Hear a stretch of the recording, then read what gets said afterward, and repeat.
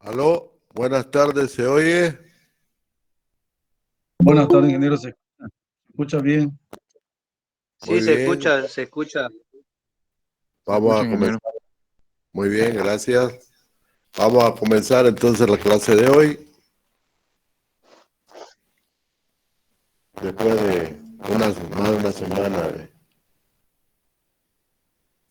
teníamos que haber pasado por el Classroom, pero no se pudo porque tuve problemas con la salud y ya me recuperé y no era problema de que se haya caído la plataforma oficial, pero igual podemos hacerlo por el Classroom. Bueno, la anterior clase quedado, habíamos demostrado la ecuación matricial de rigidez de el elemento de pórtico que lo tenemos ahí. Llegamos a esa ecuación. Por varios métodos se llega, ¿no? Nosotros hicimos por dos métodos, el método de la ecuación diferencial de la elástica y el segundo teorema de Castiliano. Con eso logramos encontrar esa ecuación P igual matriz de rigidez del elemento por los desplazamientos. En el sistema local de coordenadas 1, 2, 3, 4, 5 y 6, que está en verde, que se muestra ahí. Bien, eso fue lo que encontramos la última clase. ¿Qué vamos a hacer ahora? Si nos fijamos en un pórtico cualquiera, por ejemplo este, ya está discretizado en sus elementos. Se ven, hemos numerado los nudos, 1, 2, 3, 4, 5 y 6, ¿no? Y asociado a los nudos hemos colocado la flecha del espacio vectorial nodal o el sistema de referencia nodal o las coordenadas del sistema nodal también. Tiene varios nombres, como ya lo dijimos, donde en la dirección Z es igual a 3 veces el número del nudo, la flecha en la dirección Y igual a 3 veces el número del nudo menos 1, y la flecha en la dirección X 3 veces el número del nudo menos 2. De esa manera obtenemos los numeritos para cada flecha. Son 18 direcciones en total, de modo que cuando encontremos la matriz de rigidez de esta estructura, tendrá un orden de 18 filas por 18 columnas. ¿No es así? Una por cada flecha. Y ya sabemos que la matriz de rigidez del elemento, como tiene 6 flechas, tendrá, ¿no? 6 por 6 como orden de la matriz. Bueno, ahora bien, fíjense que nosotros hemos obtenido la ecuación que les mostré anteriormente, pero en el sistema local, por lo hemos pintado con verde. Resulta que aquí el sistema no es el verde, ¿no? El sistema es nodal de los nudos. En cambio acá es de los elementos, fíjense, ¿no? Obviamente que cada extremo del elemento se une al nudo, ¿no? Pero son dos espacios distintos, dos espacios vectoriales distintos.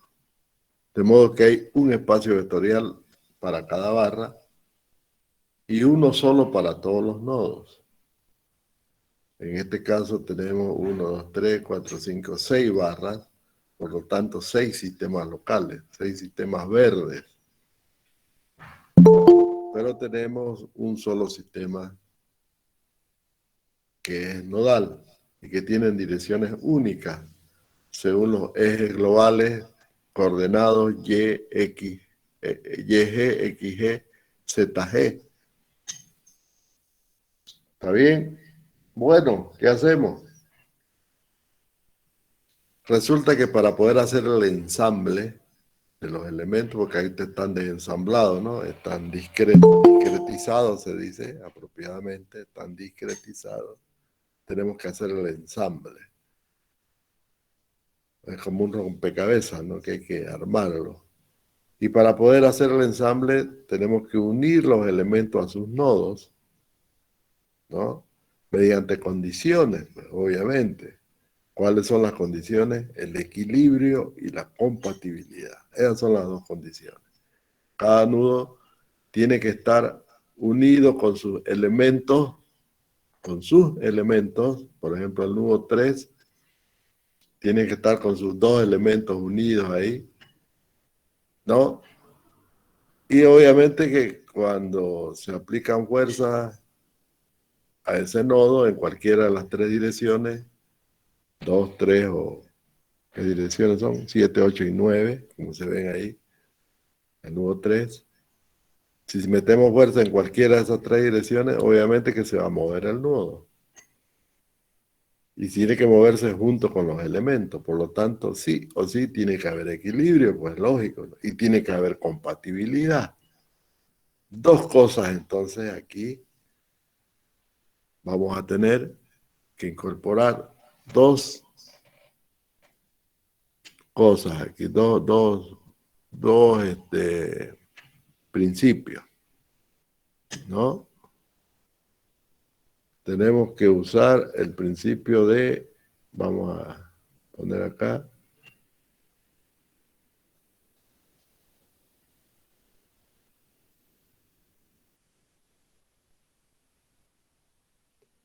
Dos principios, ¿no? El principio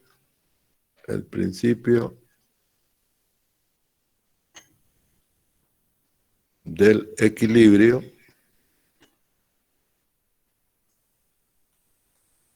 por un lado. ¿Cómo está mal esto? El principio del equilibrio y el principio de la compatibilidad.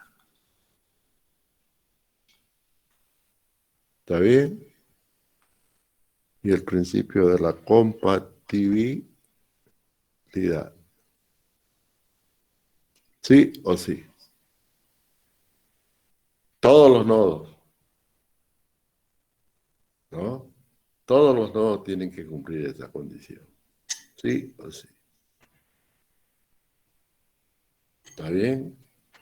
Ya sabemos que el principio del equilibrio nace de las grandezas mecánicas, que son cuatro, ¿no? Las grandezas mecánicas son las fuerzas. El equilibrio nace de las fuerzas. La otra grandeza son los desplazamientos, la compatibilidad nace de los desplazamientos. Y las otras dos que son internas, tensión y deformación, que nacerán también de la fuerza y los desplazamientos.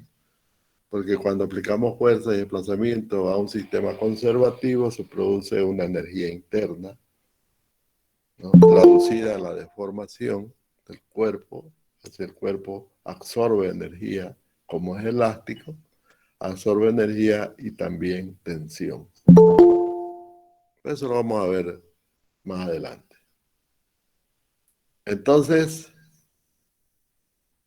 queda claro que la estructura, ahora como la presentamos, donde está, está aquí. Aquí está.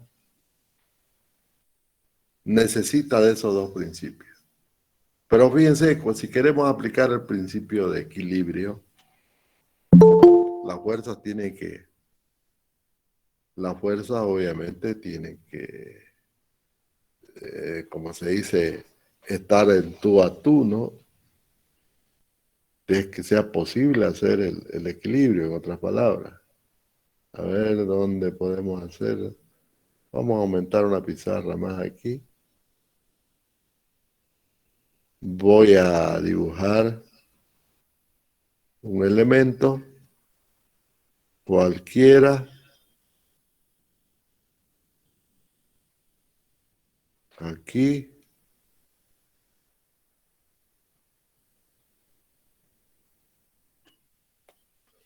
¿no?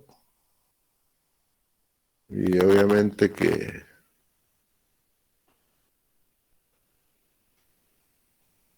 vamos a puntearlo esto.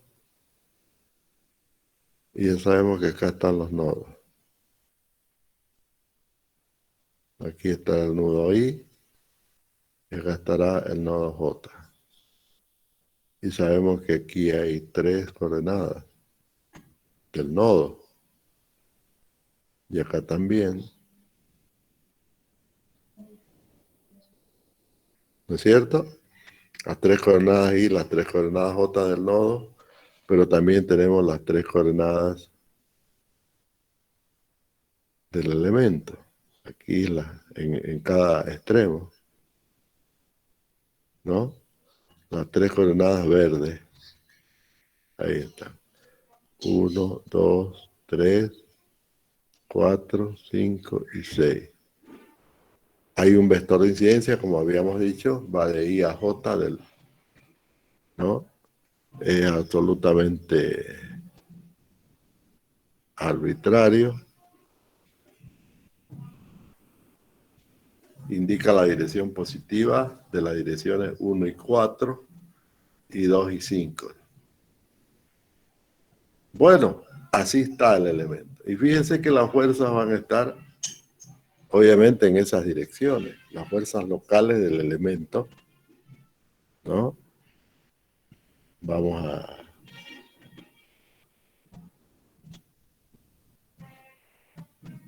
Podemos...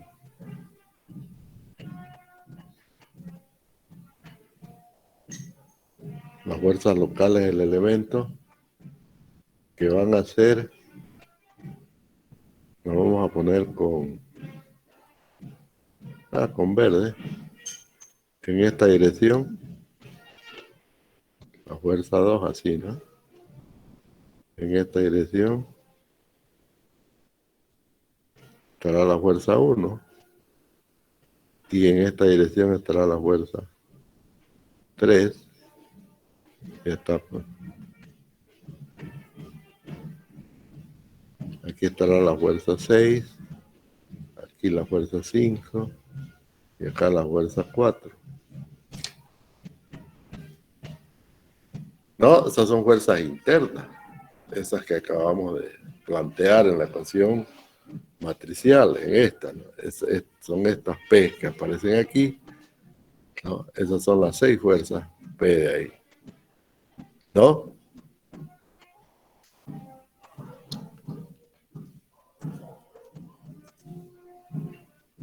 Entonces, decíamos, tenemos el elemento con sus 6 fuerzas en I, 6 fuerzas en J, en el extremo I, extremo J. Ahora bien, en las direcciones rojas también hay fuerzas externas, ¿no? Que en este caso le llamamos F, ¿se acuerdan? Viene de la ecuación de la estructura, porque la estructura también va a tener su ecuación matricial, que es la que tratamos de encontrar, ¿no? De montar con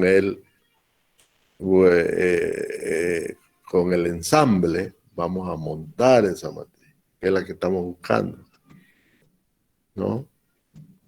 Es F igual a la matriz de la estructura ya, ¿no? De la estructura por los desplazamientos de los nodos. De modo que ese F mayúscula y esa delta que ven ahí se refieren a las direcciones rojas de los extremos. Entonces aquí vamos a tener, ¿no? La fuerza de I horizontal, ¿no?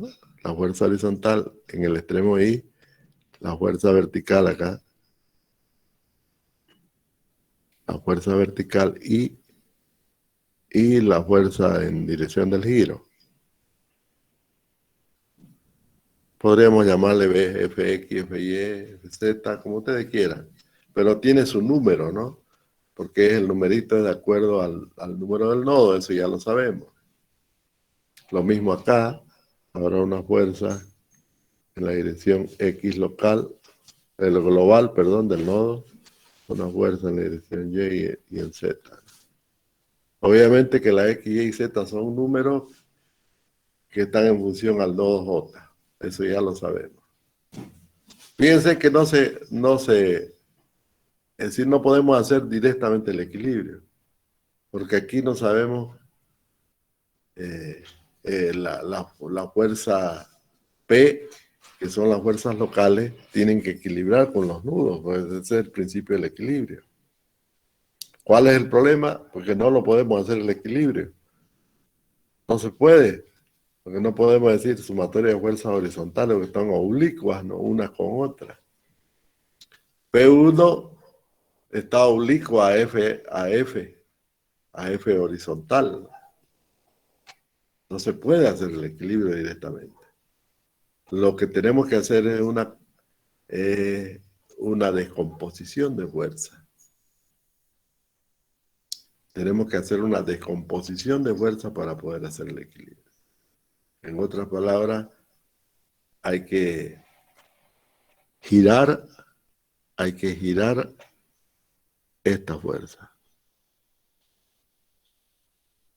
Tenemos que hacerlo girar eso, que apunten en la dirección roja. ¿Sí o sí? Y eso significa hacer una transformación.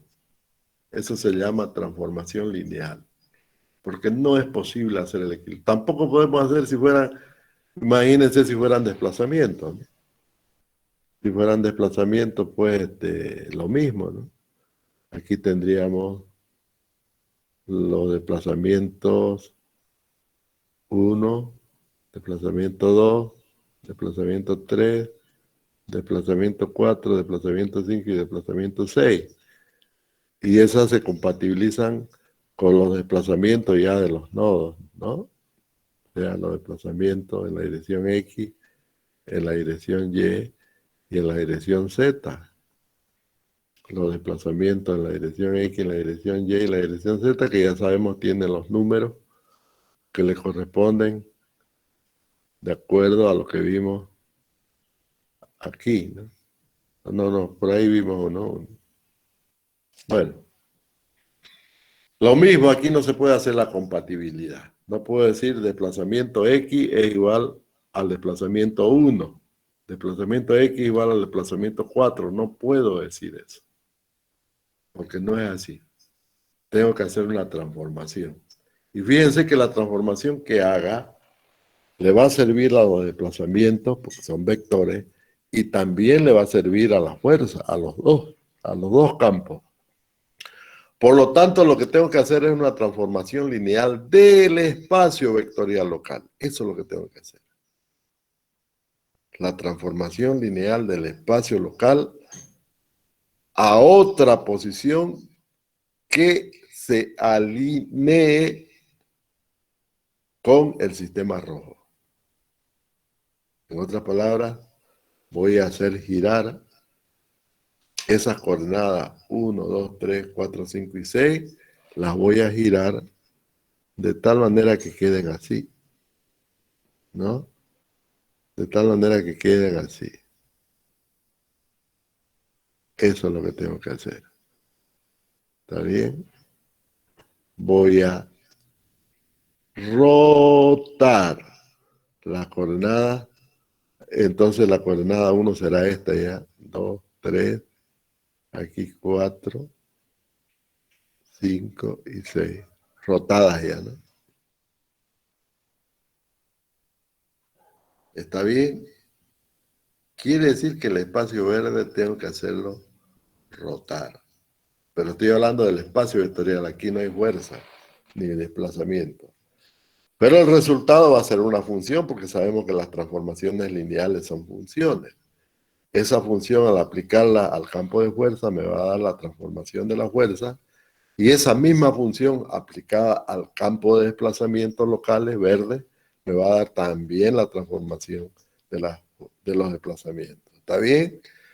Entonces, para no complicarme la vida y hacer conversiones, fuerzas y desplazamientos por separado, no son historias esas, ¿no? Hay que hacer una sola transformación, una sola función, transformación, así se llama, o se denomina, una sola función, transformación, que me sirva tanto para la fuerza como para los desplazamientos. De esa manera, cuando aplique la transformación a la fuerza, ya será posible hacer el equilibrio. Ya se puede. Puedo hablar ya de sumatoria de fuerza horizontal igual a 0, sumatoria de fuerza vertical igual a etcétera, etcétera, ¿no? Puedo ya. Ahí, cuando ya hice la transformación. Lo mismo cuando aplique al campo de desplazamiento. Ya puedo decir, este desplazamiento es igual a este igual a este, ¿no? Ya puedo hablar de compatibilidad. Entonces ahora vamos a hablar de transformaciones lineales, porque se trata de hacer la transformación de un espacio vectorial, que es el espacio verde, el espacio local, a otra posición tal que se alinee, ¿no?, con el sistema rojo, se ponga en línea, o mejor dicho, o podríamos decir, ¿no?, se gire de tal manera que esas direcciones locales pues van a seguir siendo locales, ¿no? Esas direcciones giradas ya, ¿no?, y queden perfectamente alineadas con el sistema rojo, que es el sistema nodal. Entonces vamos a encontrar esas azules. Y para eso vamos a usar el principio, el concepto de transformaciones lineales, que lo tienen en el libro de álgebra lineal. No se olviden que esto es teórico y esto es matemática, es pichanga, matemática. De eso van a dar examen, de matemáticas.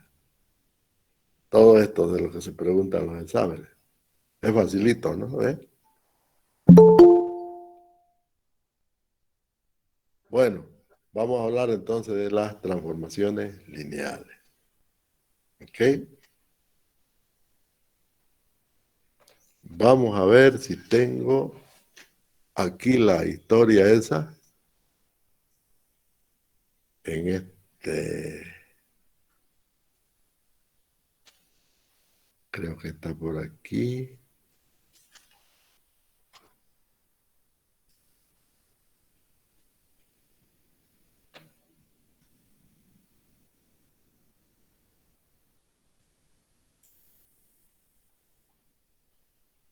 Mm.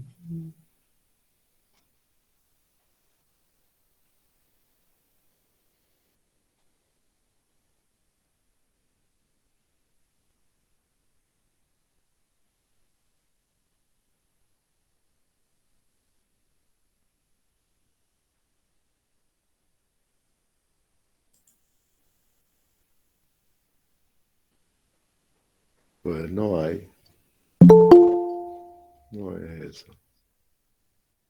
Bueno, yo lo que estaba buscando era el concepto de transformaciones lineales.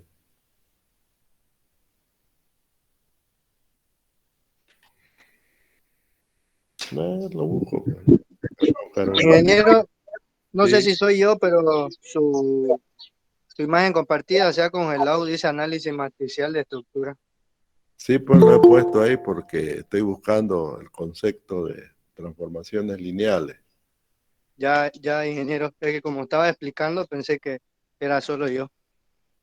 No, yo siempre pongo ahí mi... Lo que pasa es que no le he puesto imágenes de fondo, nada. Todavía no he tenido tiempo de acomodarlo. Lo vamos a hacer bonito.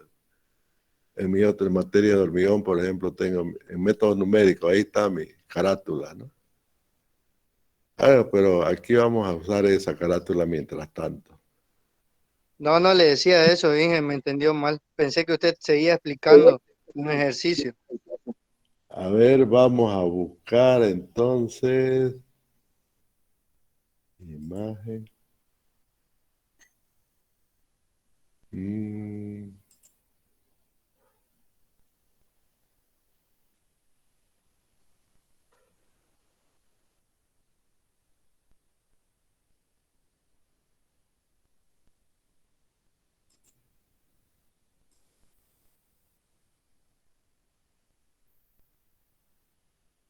algo que se llame transformación lineal.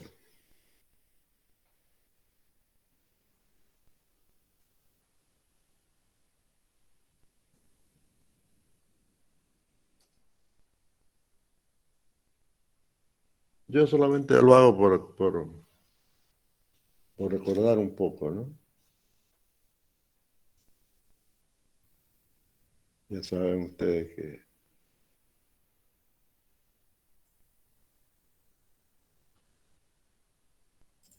a ver, aquí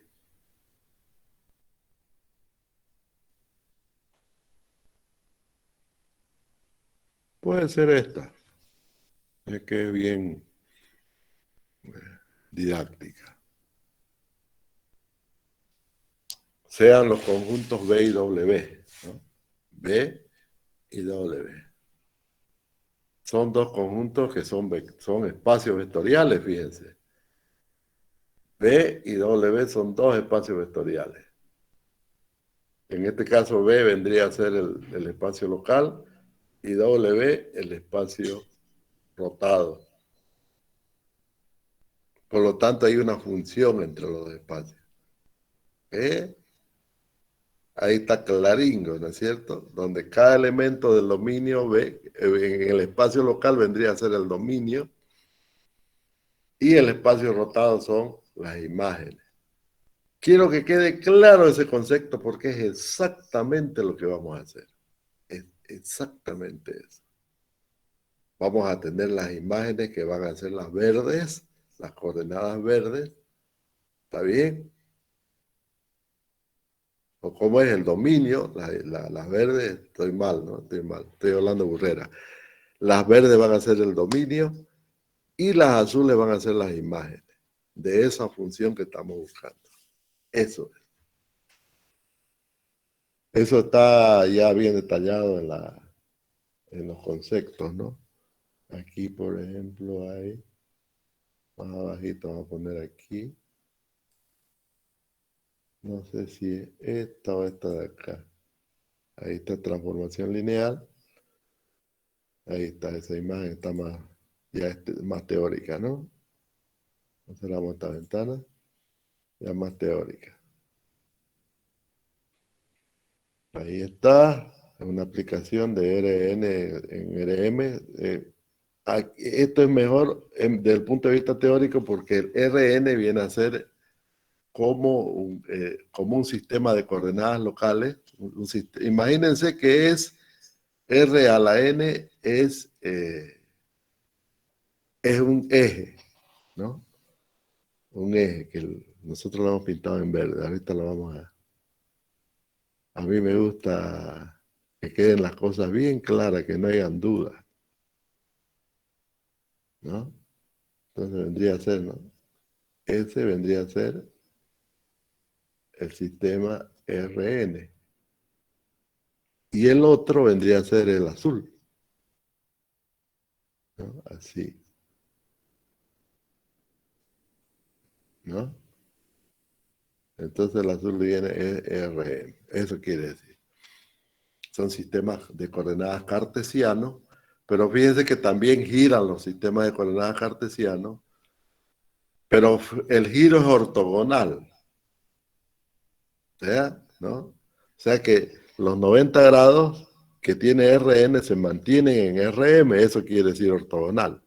El giro es ortogonal, se dice porque este ángulo de acá, de 90 grados, se mantiene en el otro, ¿no? Igual sigue siendo 90 grados, ¿eh? Existe la ortogonalidad, se dice, en el giro. En el giro del sistema cartesiano, ¿no? Que es el que domina las direcciones positivas, ¿no? O donde se muestran las direcciones positivas.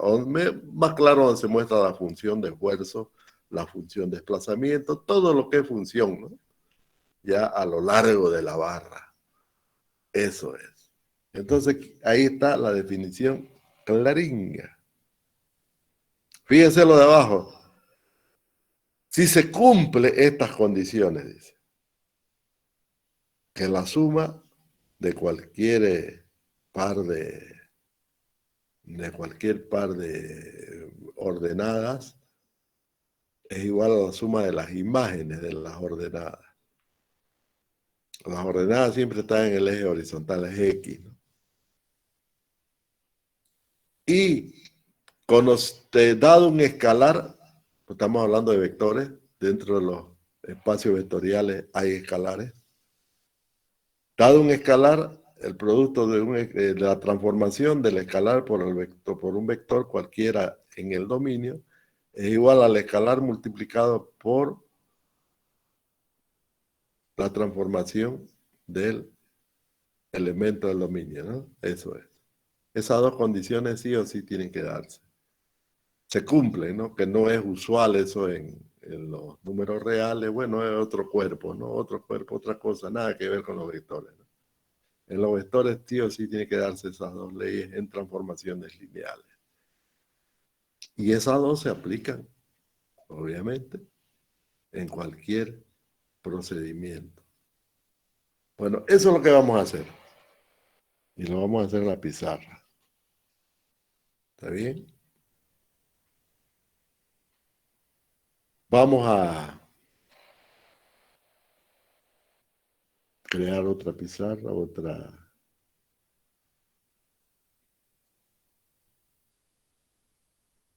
y vamos a colocar el sistema de coordenadas locales. ¿Mm?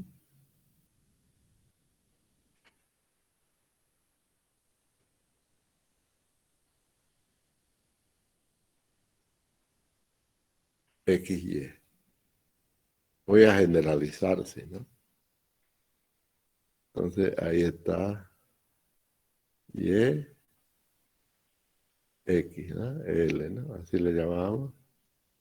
Y Z sabemos, ¿no? En la dirección del giro. Como estamos en el plano, pues no le va a afectar el Z a ninguno de los dos.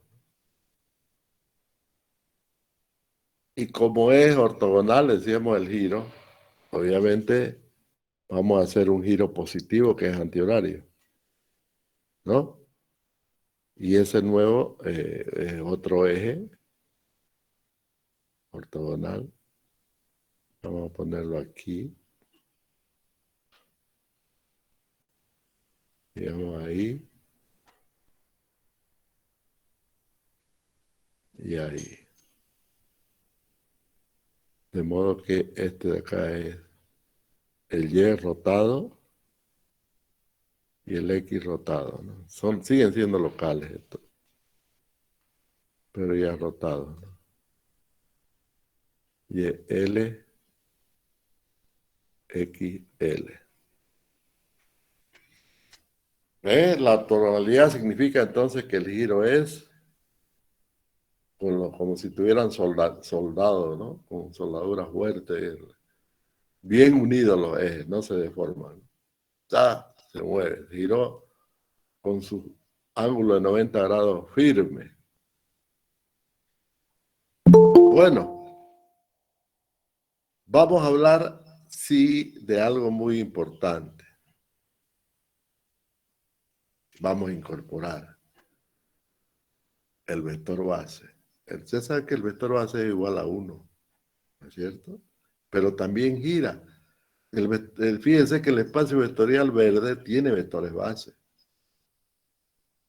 Y al aplicarle esto que estamos buscando al vector base, también, pues obviamente que le va a afectar al vector base. Por eso es que lo vamos a hacer respecto al vector base, porque así es mucho más sencillo todavía las expresiones, ¿no?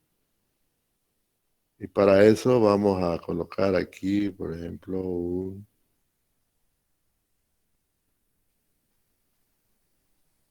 un círculo de giro, las trazas. Y lo podemos poner punteadito, ¿no? Porque sabemos que es la traza nomás de giro de un vector base.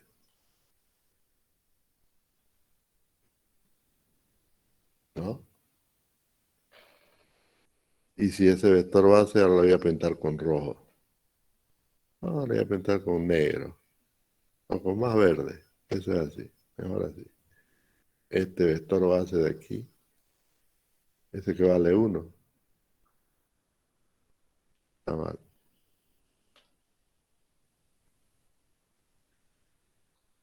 Este vector de aquí. Que vale 1. Porque ese círculo es unitario. Habíamos dicho vector base. Gira a esta posición. Y lógicamente que el vertical, ¿no? Gira a esta posición. Ahí está. Ese es el giro del vector base. Y lógicamente aquí hay un ángulo. Hay un ángulo de giro. Aquí. Que le vamos a llamar alfa.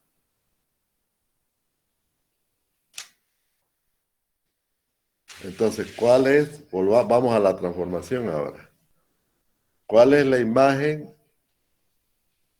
La imagen de los vectores bases verdes. Me refiero a la imagen, van a ser los azules, ¿no? ¿A qué sería igual entonces? Fíjense.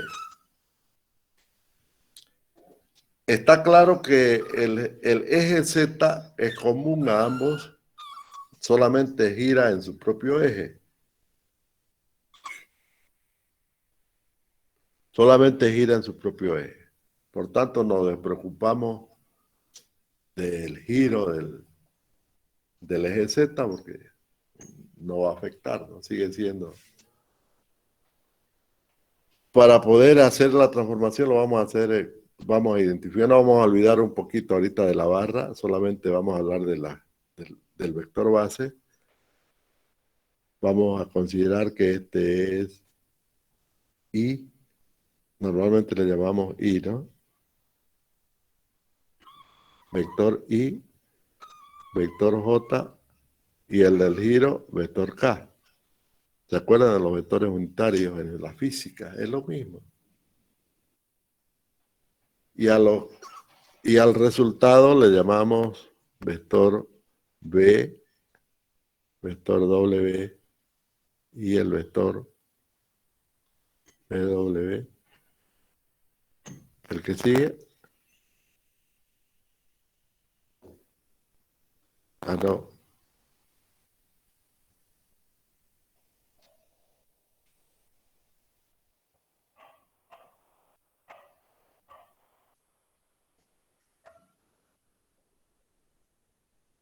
¿Cuál es la letra que sigue?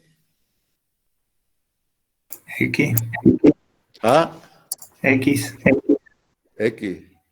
Entonces vamos a hacer un poquito más para atrás. U, V y W. ¿Está bien? Entonces este va a ser U, este va a ser B y el otro va a ser W. Así. Ustedes le pueden poner lo que quieran. No hay problema. Está bien la figura, ¿no? Ahora, hay que buscar la imagen. ¿Cuál sería la imagen en X? La imagen en X es una, la imagen de Y es otra y la imagen de Z es otra, ¿no es cierto? Pues son tres ejes coordenados. Por lo tanto, la imagen en el eje X local, eje verde, va a ser, no se olviden que la hipotenusa del triángulo rectángulo que se forma aquí, la hipotenusa es igual a 1. Cuidado, ¿no? Ahí se forman dos triángulos rectángulos. Fíjense que la imagen de lo azul sobre el eje X verde va a ser igual al coseno de X, al seno de X positivo, ¿no? Menos el coseno de X, menos el seno de X del otro lado. O sea que va a ser la imagen en el eje X será, lo voy a escribir con negro, esta de aquí, eso de ahí es coseno de alfa, ¿no? Y esta imagen de acá es esto de acá, este valor de acá, o este valor de acá. En la proyección, ¿no? De B sobre el eje X es menos seno de alfa. Y más cero porque el eje, la componente azul Z no tiene proyección sobre el eje X. Lo mismo hacemos sobre el eje Y. ¿No es así? Sobre el eje Y tenemos ya esta componente de acá, esta vertical, que es el seno. Es el seno de alfa, ¿no? Y esta componente de acá, del azul ya, que viene a ser el coseno positivo también. Y no hay proyección del eje azul sobre el eje X, sobre el eje Y, perdón. Y finalmente tenemos, fíjense que las proyecciones de estos dos, U y B, sobre el eje Z local, es 0, ¿no? Igual en Y es 0. Sin embargo, saliendo de la pizarra vamos a tener los dos vectores unitarios K y W que son iguales, por lo tanto la proyección es 1. ¿Está bien? Ahí tienen las tres funciones de transformación, para X, para Y y para Z. ¿Está bien? Ahora eso hay que hacerlo matricialmente. Esto en X. Vuelvo a repetir. Eje X. Este eje Y. y este eje Z. Entonces hay que ordenarlo matricialmente. Se puede hacer en fila, se puede hacer en columna. En este caso, estamos hablando del vector base, es decir, que es igual a 1. Pero para cualquier vector, ¿cómo sería? Hay que hacer una matriz, ¿no es cierto? Hay que hacer fíjense que esto está claro, esto es una sumatoria, en los tres casos, de componentes en cada uno de los ejes, ¿no? Pero de el vector unitario. De modo que para cualquier vector hay que multiplicarlo, ¿no es cierto? Hay que multiplicarlo por el valor. Eso es así. Entonces, me voy a ir ahora al concepto de transformación. Al concepto de transformación. Dice, la transformación de I tiene que ser U, ¿no? La transformación de B, de J, tiene que ser B. Y la transformación de K tiene que ser W. Eso es lo que dice la teoría.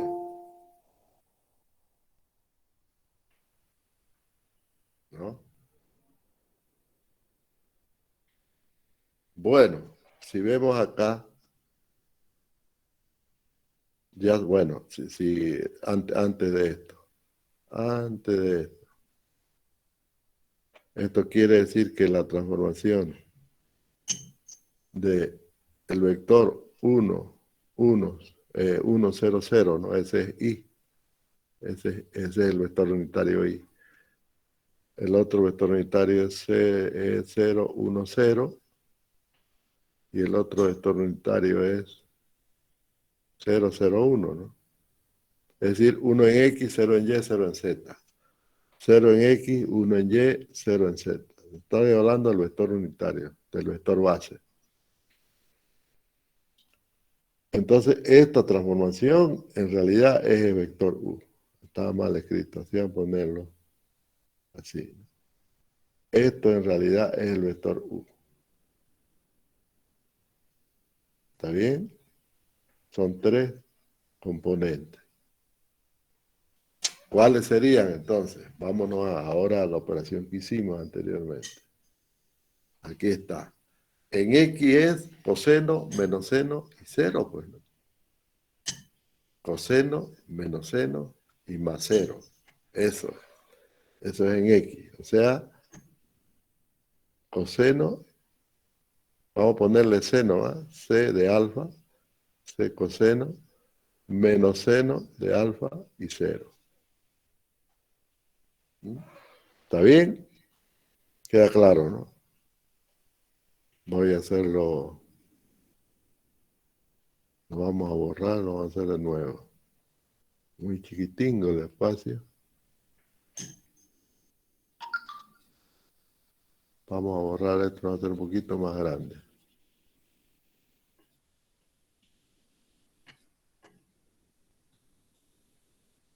Ya. Entonces aquí va a ser, o sea, ¿qué pasó? Ah, es que estoy con el borrador, ¿no? Habilitado el borrador, es decir, aquí va a ser entonces coseno de alfa menos seno de alfa y cero sobre el eje X. Sobre el eje Y va a ser coseno de alfa, claro, coseno de alfa. No, estoy mal. Mejor vamos a la ecuación.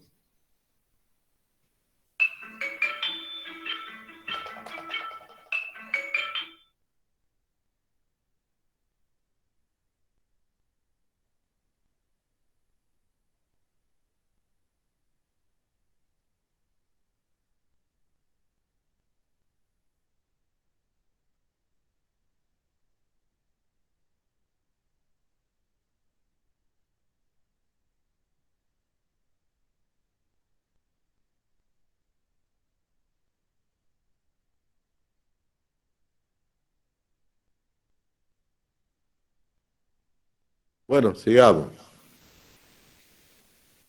Aquí está la otra, entonces, seno, coseno y cero. ¿Ah?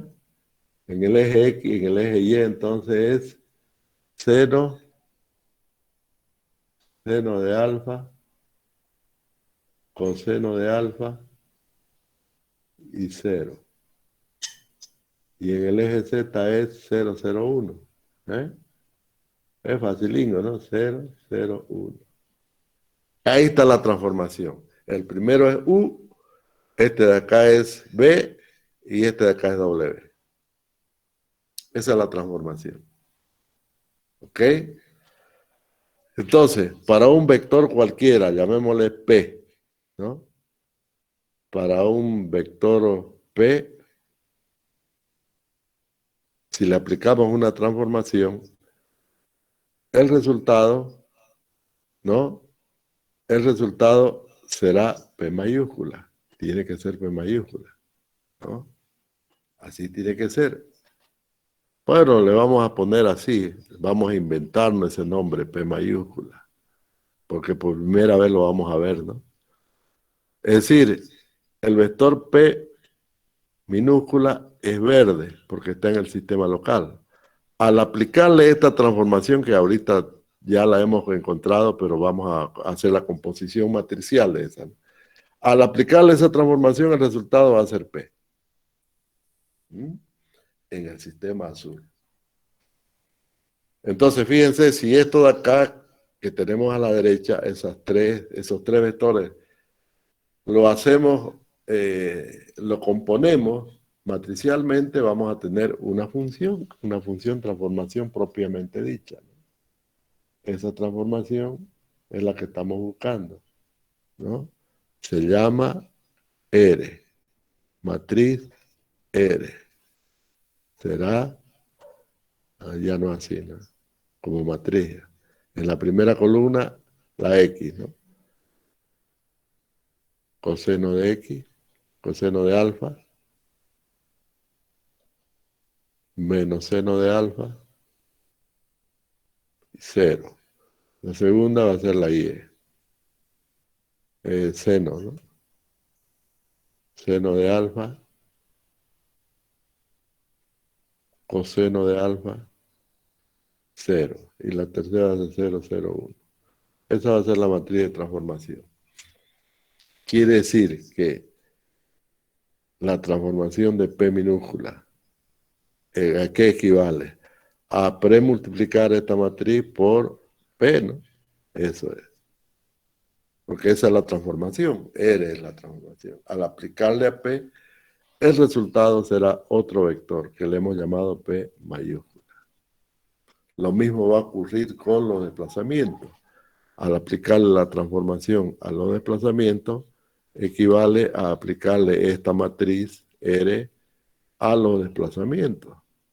Y el resultado serán los desplazamientos en el sistema azul, ya, ¿no? Girado, que vamos a inventarnos, lo vamos a poner así, con una rayita. Para, para no confundirlo, ¿no? Si quieren, esto de aquí es verde, ¿no? Y esto de acá es azul. Esto de acá es azul. ¿Está bien? Este de aquí es verde y este de acá es azul. La transformación de P minúscula es P mayúscula. La transformación de delta minúscula es delta mayúscula. Por lo tanto, jóvenes, esto de acá y está, ¿no? Con esta.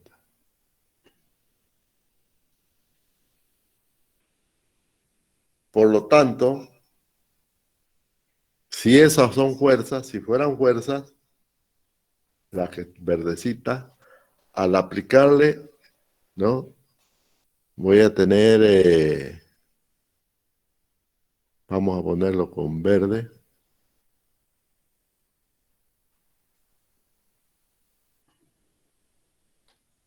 Voy a tener 3 fuerzas, ¿no? P1, P2 y P3 en I y 3 en J.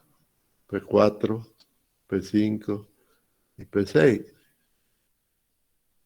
Cuando le aplico la transformación, o sea, lo premultiplico cada uno de estos vectores por esa matriz R, el resultado van a ser también 3 fuerzas. También van a ser 3 fuerzas. Pero le vamos a llamar P1, P2 y P3 mayúscula porque ya van a estar referidas a ese sistema azul.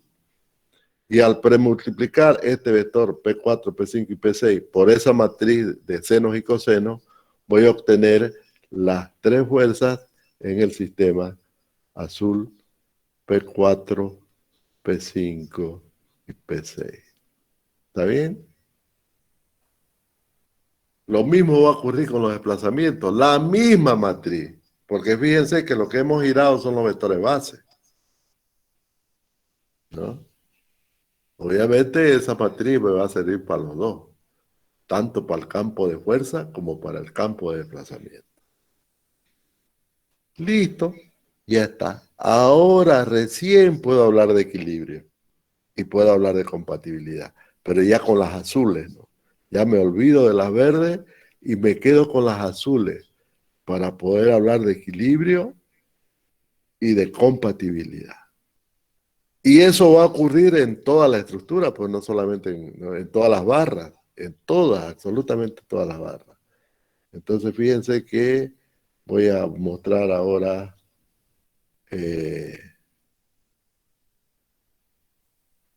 la primera, ¿no? ¿Cuál era? Es un lío, puedes mostrar pizarra por pizarra. Ah, no, no es esta de aquí. Tampoco es esta. Bueno, esa es la ecuación de la que partimos, ¿no? Esa es la ecuación de la que partimos. Creo que está aquí nomás. Aquí está.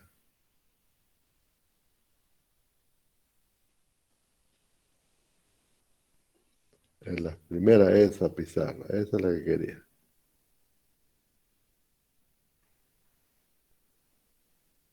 Esa es la que estaba buscando.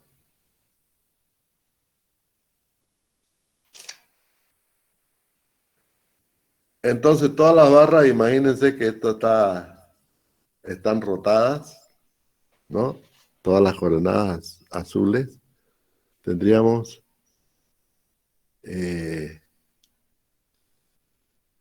coordenadas aquí, ¿no? 1, 2, 3, azules, así, ¿no? Aquí estarían así. En esta otra barra estarían así. En esta otra barra estaría así y así, ¿no? Todinga, las azules ya estarían en correspondencia con las rojas, directamente, porque a todas le hemos aplicado la transformación. De modo que hay que hacer 1, 2, 3, 4, 5 y 6. 6 transformaciones, una por cada barra. Ah, pero ya cambia la figura, porque todo el campo de fuerza interno, ya está rotado en dirección del campo de fuerza nodal. Recién puedo decir sumatoria de fuerza en cada nodo, ¿no? Sumatoria de fuerza horizontal igual a 0, sumatoria de fuerza vertical igual a 0, sumatoria de momentos igual a 0. ¿Sí? Así ya puedo aplicar el equilibrio. Recién. Lo mismo la compatibilidad, ¿no?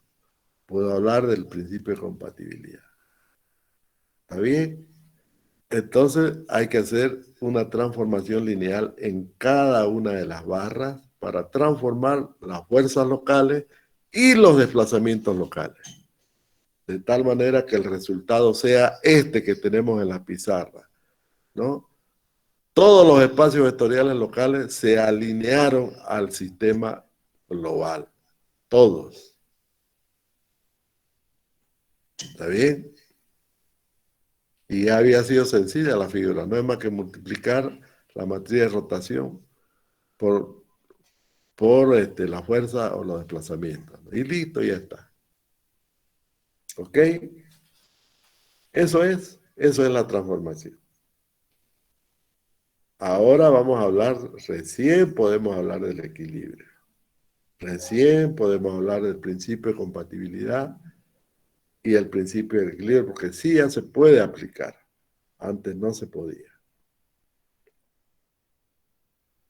Está bien, ¿no? ¿Tienen alguna pregunta? ¿Jóvenes? ¿Están ahí todavía? Ingeniero, buenas tardes. Acerca de los ángulos, ¿cómo se los determinaría? Ah, los ángulos. Fíjense que primero le puse el sistema X local verde, ¿no? Aquí arriba. Comencé por eso, cuando hablamos de la rotación. A ver, ¿dónde está? Aquí está.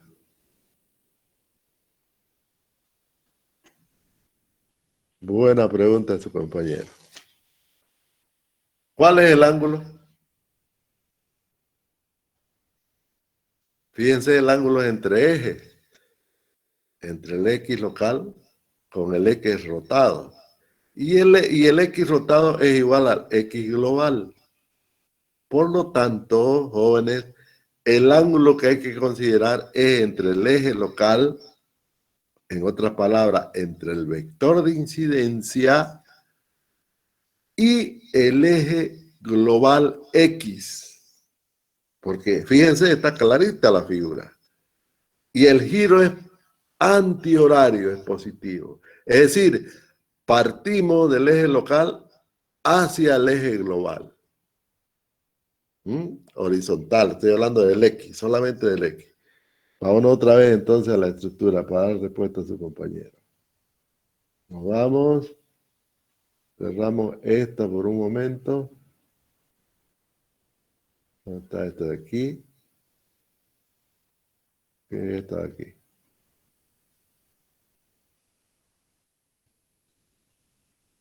Ahí está. ¿Dónde está esta de aquí? Quiere decir que la rotación para llegar a los azul, ¿no? La vamos a considerar desde el eje verde. Cada elemento tiene un eje verde, X. Por eso es importante el color, fíjense cómo nos ayuda, ¿no? Cada uno de los elementos, o mejor si dibujamos el vector de incidencia. Aquí, cada elemento tiene su vector de incidencia, ¿no? Así. Todingos tienen un vector de incidencia, ¿no? Vector de incidencia. Entonces, por ejemplo, el ángulo de esta barra de acá, la barra 5, 3, 4, la barra 3, 4, no gira nada, ¿no es decir, el ángulo es 0, porque el vector de incidencia apunta en la misma dirección X, por lo tanto no hay ángulo ahí. En cambio, la barra 2, 3, fíjense, ¿no? Este es el vector de incidencia. ¿No? Así apunta el vector de incidencia, ¿no? Y el ángulo entonces va a ser este, ¿no es cierto? Este de acá hasta el eje X. Este va a ser el ángulo de giro. Porque así apunta el vector de incidencia. ¿Está claro? Sí, ingeniero, Claro. quedó claro.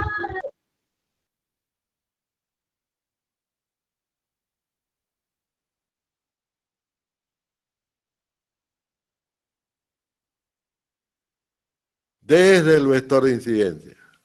Eso es muy importante. Mucho cuidado con eso. Se marca el ángulo desde el vector de incidencia hasta el eje X. Si lo marcan al revés, tienen que ponerle negativo. Alfa igual menos, porque obviamente el sentido contrario es negativo, ¿no? Entonces vamos a medir siempre el ángulo del vector de incidencia hasta el eje X global de la estructura, porque así lo hemos planteado, ¿no? Y precisamente el vector de incidencia está en dirección del eje local X. verde, ¿no? El eje verde. ¿Está bien? No hay cómo pelarle. Ahora, el vector de incidencia, ¿cómo lo podemos adoptar? Fácilmente, ¿no? Lo vamos a adoptar el vector de incidencia de I a J, siempre, tal que J es mayor que I. Esa va a ser la condición. A partir de ahora, esa va a ser la condición del vector de incidencia. O sea que no necesitamos dibujarlo el vector de incidencia. Basta con la numeración para saber de dónde a dónde está el vector de incidencia. ¿Ve cómo la cosa la vamos a empezar a resumir acá? Y en realidad eso es lo que hacen los software, ¿no? Que tenemos en el comercio. Entonces, siendo J mayor que I. Así vamos a adoptar el vector de incidencia. Va de I a J, tal que J es mayor que I. Entonces, en este caso, el vector de incidencia no necesito dibujarlo.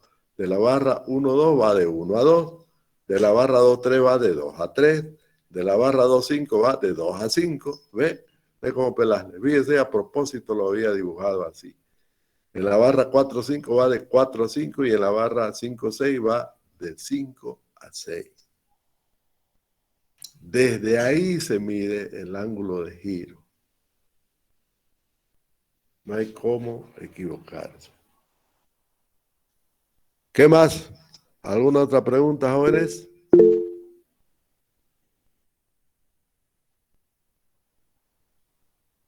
¿Alguna otra pregunta? Disculpe, buenas tardes. Buenas tardes. ¿La numeración siempre tiene que ir en sentido horario? Porque el número 1, 2, 3. Primero que la numeración, habíamos dicho, tiene que ser la secuencia de los números naturales, comenzando con 1. Podemos comenzar, si quieren, con un valor negativo, pero no, es un chiverío, así. Se puede. Se puede con letras inclusive, pero como esto apunta a ser un sistema, o mejor dicho, un método para resolver por computadoras, necesitamos ordenarnos, ¿no? Entonces, la numeración tiene la siguiente condición. La primera condición es la secuencia de los números naturales, de 1 a n. Todos números naturales. Segundo, en cada nodo se colocará un número natural tal que la diferencia entre ambos números de los extremos de una barra sea mínima. ¿Entiende? 1, 2, esa numeración que he puesto no es la adecuada. Debía haber puesto 1, 2, el 3 donde está el 5, el 4 donde está el 3, el 5 donde está el 4, ¿me entiende, no? Quiere decir que hay que buscar una numeración óptima. Eso lo vamos a ver en la siguiente clase, por qué es necesario eso. Bueno, en sí al método no le afecta que ustedes hagan una numeración, la que ustedes quieran, pero siempre con números naturales, comenzando por el 1. O sea, pueden hacer la numeración que quieran. 1, 2, así como le he puesto, puedo poner 1 de horizontal, ¿no? Y 1, 2, 3, 4, 5, 6. Donde está el 4 terminaría con 6. Sí puedo tener n numeraciones, la que yo quiera. Bueno, hay una combinación de numeraciones, ¿no? Hay un límite aquí, ¿no? Por tamaño del pórtico. Pero en realidad no le afecta al método. En sí no le afecta al método. ¿A qué le afecta? Una numeración no óptima. Le afecta a la posición de los elementos distintos de 0 dentro de la matriz de rigidez. A eso le afecta. ¿Me entiende, no? Le va a afectar a la posición de los coeficientes dentro de la matriz de rigidez. A eso, la posición de los... Estoy hablando de posición. Pues no se olviden que una matriz, al fin y al cabo, es un arreglo. Es un arreglo numérico, ¿no? En filas y columnas. Entonces, esa numeración la vamos a hacer de forma tal que se aglutinen los valores no ceros alrededor de una banda. De tal manera que los ceros queden a los costados, pues no se olviden, vamos a usar las características naturales que tienen las matrices, estas matrices de rigidez que son simétricas y además definidas positivas. Entonces, en la próxima clase les voy a explicar ese aspecto. Pero de entrada les digo de que cualquier numeración no le afecta al método. Sí le va a afectar a la posición de los coeficientes dentro de la matriz. Y eso hace que los algoritmos para resolver el problema sean más largos, no sean, arrastren más errores. Todas esas cosas les voy a explicar posteriormente. ¿Está bien? Entonces partan del hecho de que la numeración es absolutamente arbitraria. Solamente tiene que haber un 1, tiene que haber un 2, un 3, un 4, un 5, etcétera, etcétera, hasta el último. Todos los nodos tienen que tener un número, sí o sí. ¿Está bien? Muchas gracias. Eso es. Disculpe, otra curiosidad. Diga. La posición del sistema global XG, Y sub G, siempre tiene que ir en el comienzo del nudo 1, digamos, por en este caso. No, no es obligatorio. Pero ahí va a tener coordenadas negativas. Si yo lo pongo en el nudo 6, el sistema, el origen, sea usted está refiriendo al origen de coordenadas YX, Z global. Si lo pongo en el nudo 6 voy a tener coordenadas cartesianas negativas. Y voy a tener, ¿para qué me voy a hacer lío, no? Claro. Busco uno donde todas las coordenadas geométricas, porque no se olvide que con la distancia entre dos puntos puedo encontrar la longitud del elemento directamente. Geométricamente estoy hablando, ¿no? De tal manera que esas distancias siempre sean positivas. Voy a buscar un punto así, un nodo que me salgan todas las coordenadas geométricas positivas. ¿Para qué me voy a hacer problema? ¿No? ¿Entienden, no? Vamos a ir por el sentido común.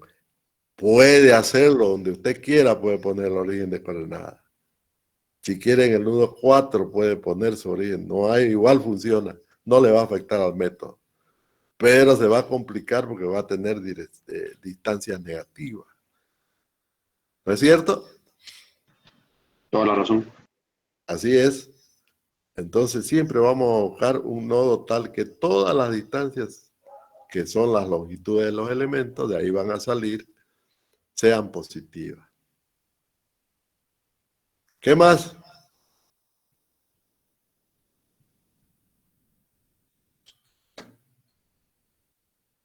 Estamos en preguntas, jóvenes. Me alegro que hayan entendido. Obviamente los que le han puesto interés a la clase han aprendido. Y los que se pusieron a dormir, a silbar, a mirar otra cosa, pues eso no aprenden nada y se van a aplazar, les aviso. Porque el examen es teórico. El primer parcial. De todas maneras lo tienen el video. En el tweet lo tienen el video completo de la clase. Y lo pueden bajar dentro de la semana que viene, de esta semana que viene. Entonces vamos a dejar la clase por ahora y continuamos el día jueves. Ingeniero, disculpe. Lo que pasa es que yo quería, me metí a un grupo de trabajo por equivocación y tenía que decirle a la anterior clase cuando le dijo a otro compañero, pero no estaba mal. Ya. A ver, ¿en qué grupo se metió? Al 11. Al grupo 11. A ver, vamos a los grupos. Grupo 11. ¿Cuál es su nombre? Stephanie Sanabria. Sanabria Carrillo. Sí. Ángela Stephanie. O sea que no es Stephanie, es Ángela Stephanie. Sí, No es lo mismo. No es lo mismo. Bueno, Sanabria Carrillo, Ángela Stephanie, la voy a quitar, la estoy quitando de este grupo.